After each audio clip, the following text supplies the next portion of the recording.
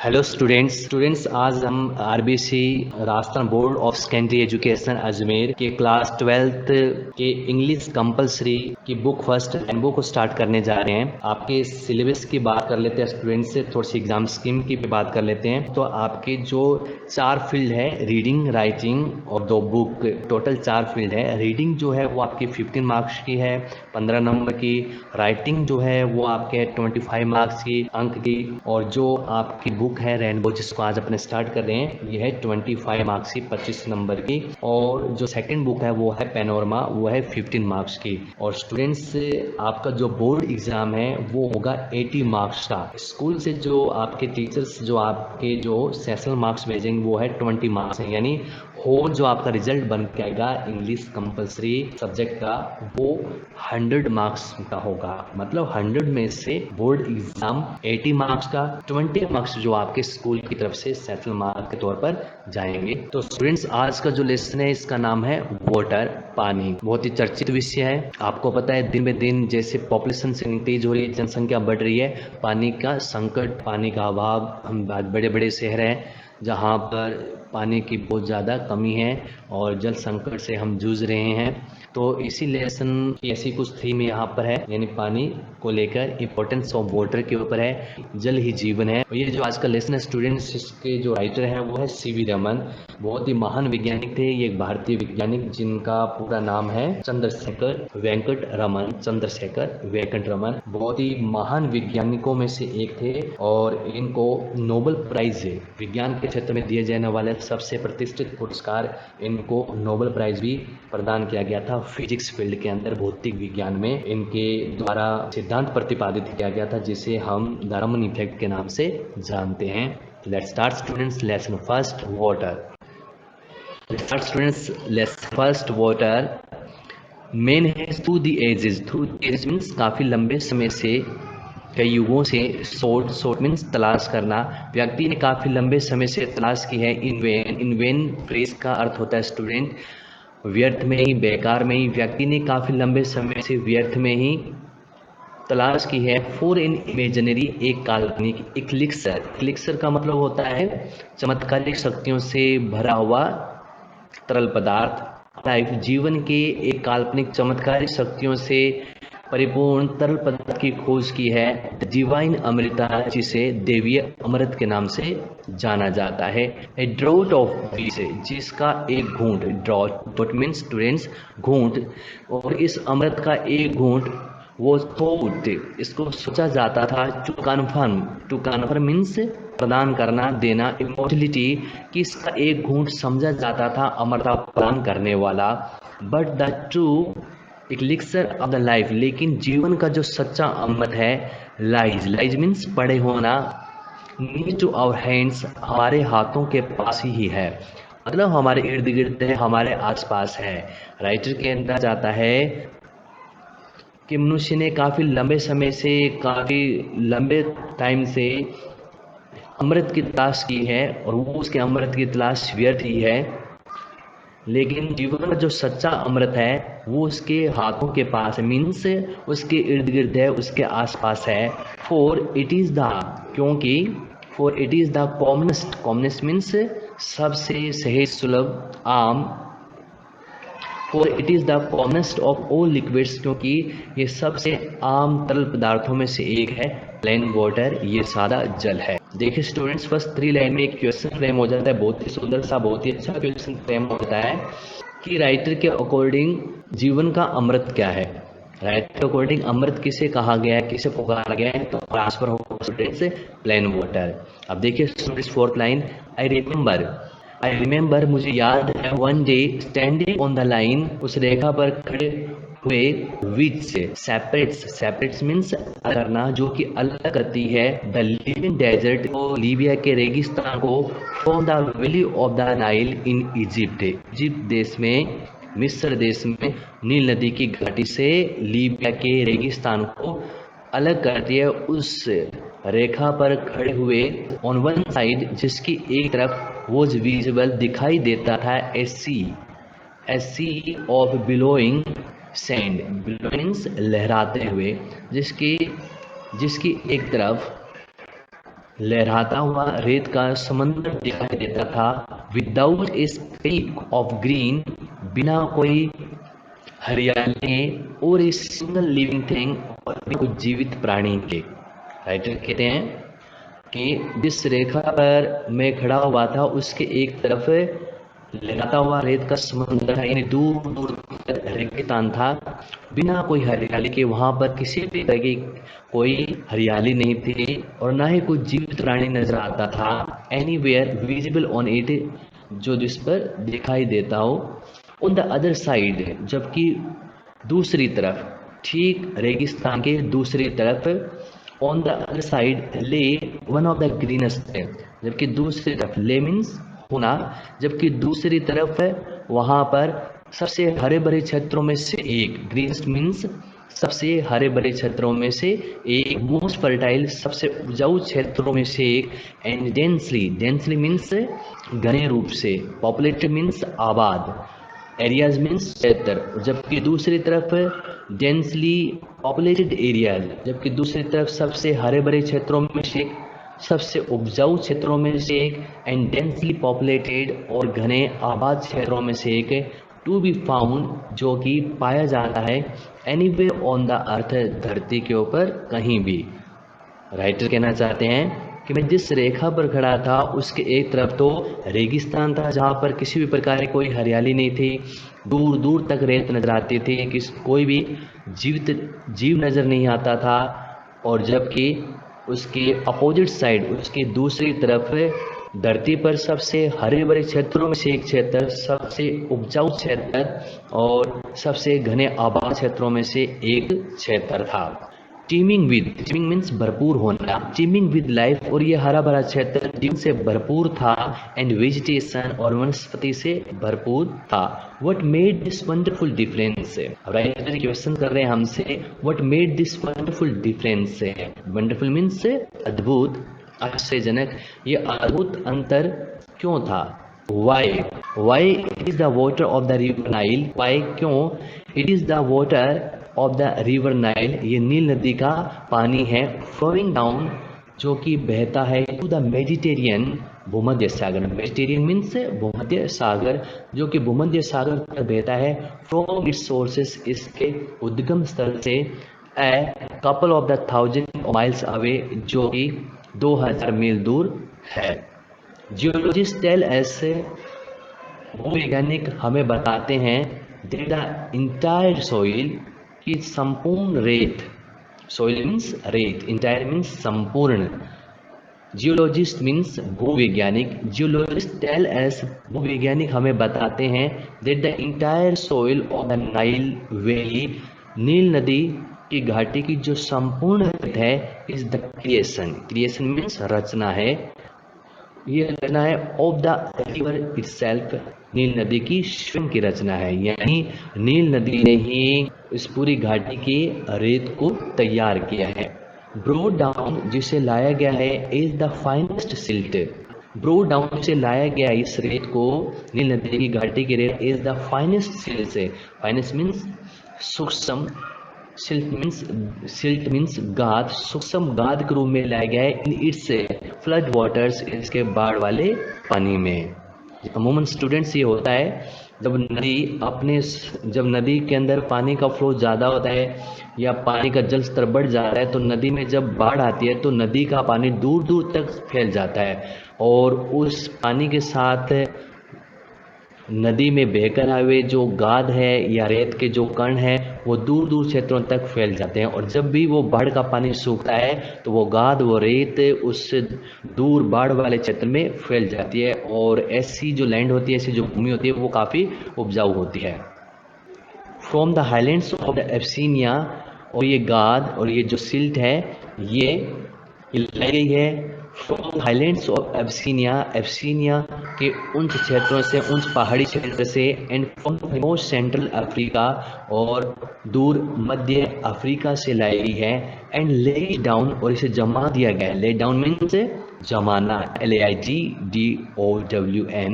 Through the edges, और इसे काफ़ी लंबे समय से जमा दिया गया है, इन द ट्रो मीन्स प्रणाली में, थ्रू विच, जिसमें से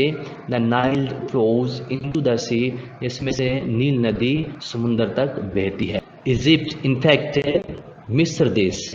वास्तव में was made by it's river, इसकी नदी के द्वारा बनाया गया है। इट्स एंशियंट सिविलाइजेशन, इस देश की जो प्राचीन, एंशियंट मीन्स प्राचीन, सिविलाइजेशन मीन्स सभ्यता। स्टूडेंट्स आपने जरूर सुन रखा होगा कि विश्व की सबसे ज़्यादा फूलने फलने वाली जो सभ्यताएं हैं उनमें से मिस्र सभ्यता भी एक रही थी, वही उसी का यहाँ पर जिक्र हो रहा है। इट्स एंशियंट सिविलाइजेशन, मिस्र देश की प्राचीन सभ्यता वॉज क्रिएटेड, ये उत्पन्न की गई थी, एंड इट गया एंड इज सस्टेन मीन्स पोषित होना, और ये पोषित है by the life giving water, से जीवन प्रदान करने वाले पानी से, विच कम डाउन, जो कि आता है ईयर आफ्टर ईयर, वर्ष दर वर्ष, अनफेलिंग रेगुलरिटी, बिना छुए हुए नियमित तौर से जो वर्ष पर वर्ष आता है। तो यहाँ पर बताया जा रहा है कि मिस्र की महान सभ्यता है वो भी इस नील नदी के पानी से पोषित है और नील नदी की ही ये देन है।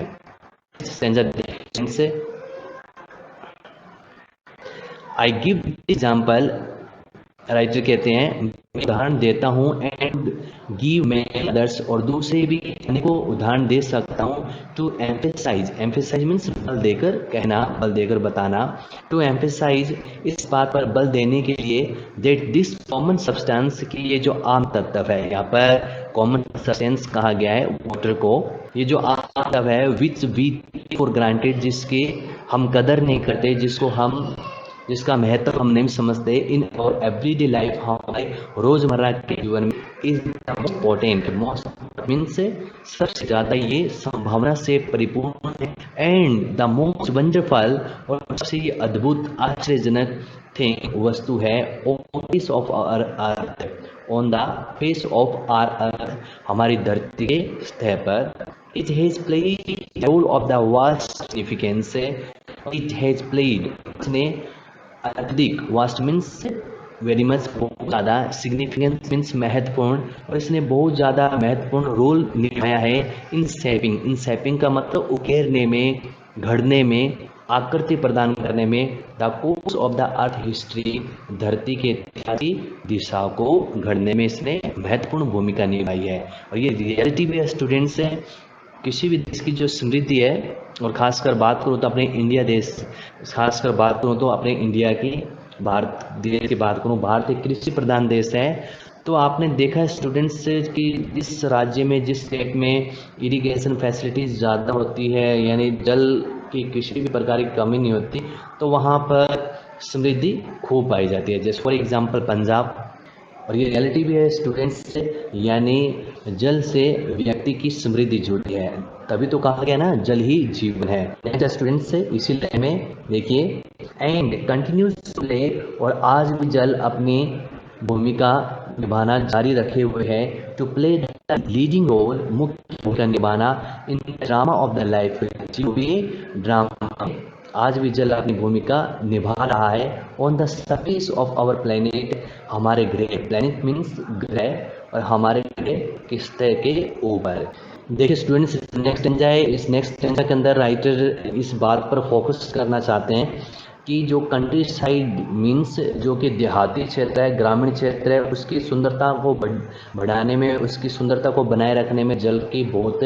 महत्वपूर्ण भूमिका है। पानी का जो रोल है वो बहुत ही ग्रेट है। देखिए यहाँ पर स्टैंजा देखिए स्टूडेंट, देयर इज नथिंग, कोई भी ऐसी चीज़ नहीं है विच एड्स मीन्स बढ़ाना, जो कि बढ़ती है सो मच, इतनी ज़्यादा, टू ब्यूटी, सुंदरता को, ऑफ द कंट्री साइड, देहाती क्षेत्र की सुंदरता को बढ़ाती है, एज वाटर, जितना कि पानी, यानी कोई भी ऐसी चीज़ नहीं है पानी की तुलना में, कोई भी ऐसी चीज़ नहीं जो देहाती क्षेत्र की सुंदरता को बढ़ाती है, यानी पानी सबसे ज़्यादा सुंदरता प्रदान करता है देहाती क्षेत्र को। अब यहाँ पर एग्जाम्पल दे रहा है, देखिए स्टूडेंट्स, फर्स्ट एग्जाम्पल दे रहा है यहाँ पर एक छोटी जलधारा की, और सेकेंड एग्जाम्पल यहाँ पर राइटर देगा पानी के तालाब की, पौंड की। B it just a little stream, चाहे ये एक छोटी जलधारा हो, ट्रिकलिंग मीन्स टपकते हुए,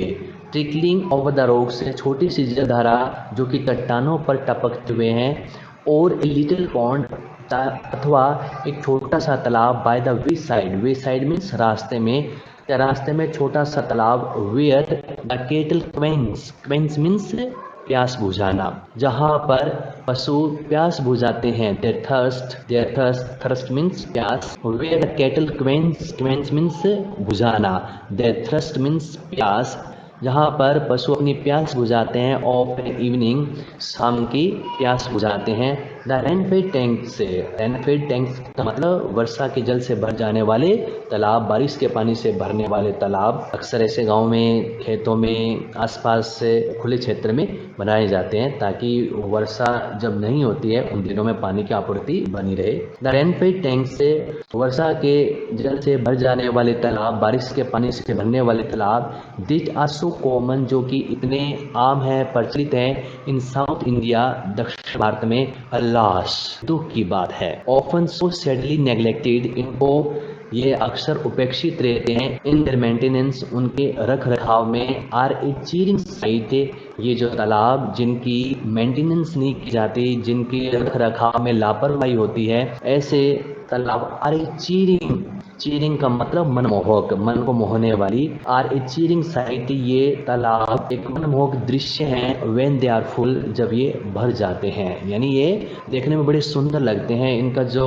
इनका जो व्यू होता है बहुत ही प्यारा होता है, जब ये बारिश से पूरे लबालब हो जाते हैं, जब इनको देखते हैं तो इनकी सुंदरता देखती ही बनती है, ये राइटर यहाँ पर कहते हैं। दे आर ऑफ कोर्स, ये जो तालाब है वो निस्संदेह वास्तव में सैलो, छिछले होते हैं, सैलो मीन्स ज़्यादा गहरे नहीं होते, कम पानी होता है, इनमें छिछले होते हैं, but this is less evident, लेकिन ये कम, एविडेंट मीन्स स्पष्ट, साफ, लेकिन ये साफ नज़र नहीं आते, सिंस, क्योंकि the water is silt laden, क्योंकि इन तालाबों का जो पानी होता है वो पानी सिल्ट लेडन, गाद युक्त होता है, गाद से भरा होता है, मटमैले रंग का होता है, जिससे वो ज़्यादा गहरा है पता नहीं लग पाता। And through the light beg, और ये मटमेला होने के कारण ये जो तालाब का जो पानी है, थ्रूज द लाइट बेग, और ये प्रकाश को वापस लौटा देता है। एंड द बॉटम मीन्स पेंदा, और इन तालाबों का जो पेंदा है, does not therefore show up, दिखाई नहीं देता, देयरफॉर मीन्स इसलिए, शो अप मीन्स दिखाई देना, और इसलिए इन तालाब का जो पेंदा है वो दिखाई नहीं देता। This tanks play a vital role means महत्वपूर्ण भूमिका, प्ले मीन्स अदा करना, और ये जो पानी के तालाब एक महत्वपूर्ण भूमिका अदा करते हैं, किसमें, इन साउथ इंडियन एग्रीकल्चर, दक्षिण भारत की खेती बाड़ी में, इन मैसूर। और राइटर अपनी बात को एक एग्जाम्पल से यहाँ पर और मजबूत कर रहे हैं, कह रहे हैं इन मैसूर में for example much of the rice, अधिकांश जो चावल है, इज ग्रोन डेम, इन तालाबों में उगाया जाता है, ग्रोन मीन्स उगाना। सम ऑफ दीज टैंक्स, इन तालाबों में से कुछ तालाब, आर सरप्राइजिंगली, आश्चर्यजनक रूप से, सरप्राइजिंग मीन्स आश्चर्यजनक रूप से, लार्ज, बड़े होते हैं, and it is a beautiful sight, और ये बहुत ही सुंदर नज़ारा होता है, टू सी द सनराइज, देखना, सूर्य उदय को देखना, उगते हुए सूरज को देखना, और सेट, और अस्त होते हुए सूर्य को देखना। सनराइज मीन्स सूर्य उदय, सनसेट मीन्स सूर्य अस्त, यानी ऐसे तालाबों पर सूर्य उदय और सूर्य अस्त को देखना। और वन ऑफ देम, ऐसे तालाबों में से एक तालाब पर देखना बहुत ही सुंदर नज़ारा देता है, बहुत ही सुंदर नज़ारा होता है। वाटर इन ए लैंडस्केप में बी कंपेयर्ड। अब देखिए स्टूडेंट्स, जो नेक्स्ट 3 लाइन्स है, यहाँ पर राइटर एक कंपेरिजन कर रहा है, एक तुलना कर रहा है, पानी की तुलना की जा रही है, किससे की जा रही है, ह्यूमन बीइंग की आंखों से की जा रही है, और इस भूदृश्य की तुलना की जा रही है एक मानवीय चेहरे से। देखिए स्टूडेंट्स, नेक्स्ट 3 लाइन्स को काफ़ी इंपॉर्टेंट लग रही है। वाटर इन ए लैंडस्केप, एक भूदृश्य में, लैंडस्केप मीन्स भूदृश्य, पानी एक भूदृश्य में, मे बी कंपेयर्ड, तुलना की जा सकती है पानी की, टू द आइज, आँखों से, इन ए ह्यूमन फेस, मानवीय चेहरे में जो हो, मानवीय चेहरे की आंखों से तुलना की जा सकती है। स्टूडेंट्स, आपको पता है कि हमारी जो आंखें हैं वो हमारा दर्पण होता है, यानी कोई व्यक्ति सैड है, कोई व्यक्ति उदास है, तो उसकी उदासी उसकी आंखों से झलकती है, यानी हम आइडिया लगा सकते हैं कि सामने वाला व्यक्ति उदास है। उसी प्रकार से यहाँ पर राइटर अपनी बात को कन्वे करना चाहते हैं, बताना चाहते हैं कि पानी भी क्या है, एक भूदृश्य की आंखों की तरह है, और वो यानी समय के मिजाज को बताता है। It reflects the mood of the hour. The mood of the hour means समय का मिजाज, रिफ्लेक्ट मीन्स प्रदर्शित करना, बताना, और it reflects the mood of the hour, और ये समय के मिजाज को बताता है। बीइंग ब्राइट, कैसे बताता है? बीइंग ब्राइट, चमकीले होकर, एंड गे, और गे मीन्स प्रसन्न और खुश होकर, when the sun shines, जब सूर्य चमकता है। यानी जब सूर्य चमकता है प्रकाश से, यानी पानी चमकने लग जाता है, तो उस समय ऐसा लगता है कि चारों तरफ खुशी है, यानी वो खुशी का प्रतीक है, यानी वो एक प्रसन्नता को प्रकट करता है। टर्निंग टू द डार्क, और जब ये पानी टर्निंग टू डार्क, और ये काला होकर, एंड ग्लूमी, और धुंधला होकर, अंधकार में होकर, when the sky is overcast, और जब आसमान में बादल छाए होते हैं तब ये पानी धुंधला होकर, ये एक प्रकार से सैडनेस को भी रिफ्लेक्ट करता है, उदासी को प्रकट करता है। यानी पानी खुशी को प्रकट कब करता है? यानी जब सूर्य चमकता होता है, पानी एकदम से चमक रहा है, तो समय का मिजाज खुश नज़र आता है। और जब आसमान में बादल छाए होते हैं, सूर्य नहीं चमकता और पानी उतना ज़्यादा चमकदार नहीं दिखाई देता, तो ऐसा लगता है कि समय का मिजाज कुछ बदला है, उदासीनता को, यानी उदासी को प्रकट करता है। नेक्स्ट डेंजर स्टूडेंट्स है, one of the most remarkable facts है। मोस्ट रिमार्केबल, रिमार्केबल का मतलब जो महत्वपूर्ण हो, जिनका जिक्र करना जरूरी हो, उल्लेखनीय जिसे हम कहते हैं। One of the most remarkable facts, fact means तथ्य अबाउट द वाटर, पानी के बारे में सबसे ज़्यादा महत्वपूर्ण तथ्यों में से एक तथ्य है, वो है is its power to carry, वो पानी की शक्ति है। टू कैरी सिल्ट, इसके भार को ले जाने की शक्ति है। और फाइनली डिवाइडेड सोइल, और फाइनली डिवाइडेड सोइल मीन्स इसके सूक्ष्म रेत है, और सूक्ष्म रेत को ले जाने की शक्ति है इन सस्पेंशन, बहाव में। सस्पेंशन मीन्स बहाव में। तो यहाँ पर बताया गया स्टूडेंट्स है कि पानी के संबंध में जो महत्वपूर्ण तथ्य है, उल्लेखनीय तथ्य, उनमें से एक तथ्य ये है, एक बात इम्पोर्टेंट बात ये है कि पानी की शक्ति को बताया गया कि पानी में इतनी शक्ति होती है कि वो उसके गाद को और उसके सूक्ष्म रेत को बहाकर ले जाता है।